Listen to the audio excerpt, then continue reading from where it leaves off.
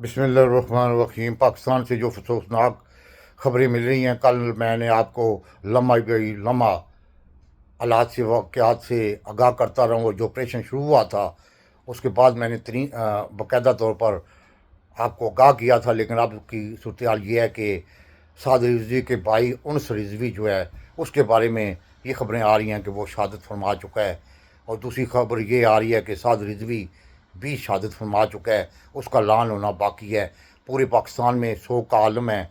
पूरे पाकिस्तान में इस वक्त शराएँ बंद हैं, लोग सड़कों पे हैं। कराची से लेकर मतलब कि रावलपिंडी तक लोग सड़कों पे हैं, और बड़ा ख़तरनाक सूरत हाल बन चुकी है। मैं पहले पहले तकरीबन 2.5 साल से यही कह रहा था कि आसिम मनीर को जितना जल्दी हो सके उतारो। ये बंदा जो है ये फॉरेन झंडे को तकमील तक पहुँचाने के लिए कुछ भी कर सकता है। इसने जो कल मरीदके में जो जुल्म किया है, 300 से लेकर 400 बंदों को शहीद कर दिया गया, और तकरीबन 1900 बंदे ज़ख्मी हैं, और उनको तिब्बी इमदाद भी नहीं दी गई, जिसकी वजह से काफ़ी लोग शहादत फरमा चुके हैं। इस वक्त जो सूरत हाल है पाकिस्तान की, ये मुझे नज़र आ रहा था। पता नहीं क्या बात है, मैं नजूमी तो नहीं हूँ, लेकिन ये मुझे नज़र आ रहा था। खुदा के लिए अभी भी वक्त है।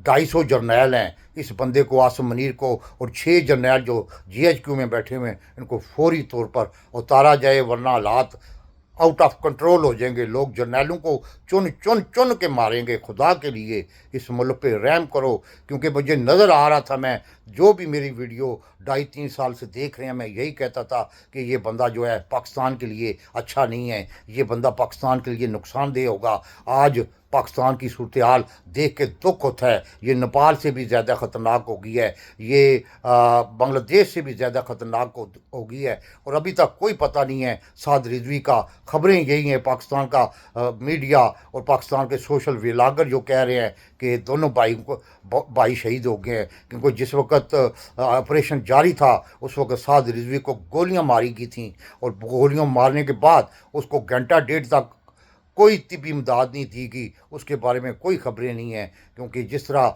26 नवंबर को 250 बंदों को यानी कि इकट्ठा करके दफना दिया गया था, और ये बाकायदा तो उनकी रिकॉर्ड है कि डॉक्टर मोईद मिर्ज़ादा ने ये इंकशाफ किया था, क्योंकि ISI के अंदर से उसको किसी ने बताया था। तो इसी तरह की सूरत हाल पाकिस्तान में है। अल्लाह ना करे कि ये जो हालात व वाक़यात हैं नहायत ही ख़तरनाक हो जाएँ पाकिस्तान के लिए, नहायत ही डेंजरस हो जाए। इससे बचने के लिए एक ही तरीका मेरे जहन में है, जो मैं 2.5 साल से कह रहा था कि आसिम मनीर को किसी तरीके से अरेस्ट करें, उसको फांसी दें। उसके साथ 6 जर्नैल हैं, जिसमें ISI का DG भी है, जिसमें 4 जर्नैल जो मैं वो GHQ में बैठे हैं, उनको पकड़ के फांसी दो, नहीं तो ये मुल्क जो है ना टुकड़े टुकड़े होने के करीब है। और साद रिजवी के मतलब आज जो PTI ने किरदार अदा किया है, खुदा की कसम, यानी कि ये होती है सियासत इमरान खान की। उसने वो कमाल कर दिया है कि आज जो नयाब वज़ीर आला KPK का,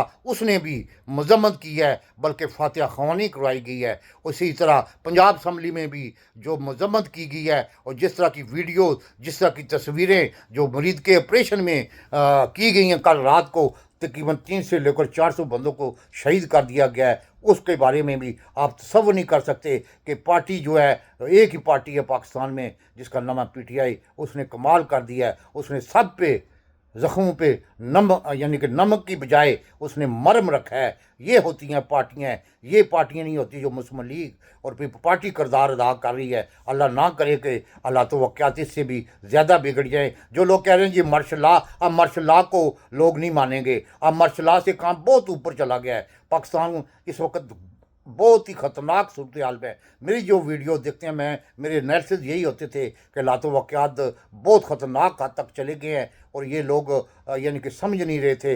अब लोगों को समझ आई है कि मेरी 100% बातें सच हुई हैं। इस वक्त हालात पाकिस्तान के आउट ऑफ कंट्रोल है। और आखिरी खबर ये आ रही है कि मुबारकबाद देता हूँ KPK के नए वज़ीर आला को। उसने तो जो मनसूबा, जो एजेंडा डोनाल्ड ट्रंप के साथ आसिम मनीर का था, उसको वाड़ के रख दिया है। पाकिस्तान जिंदाबाद।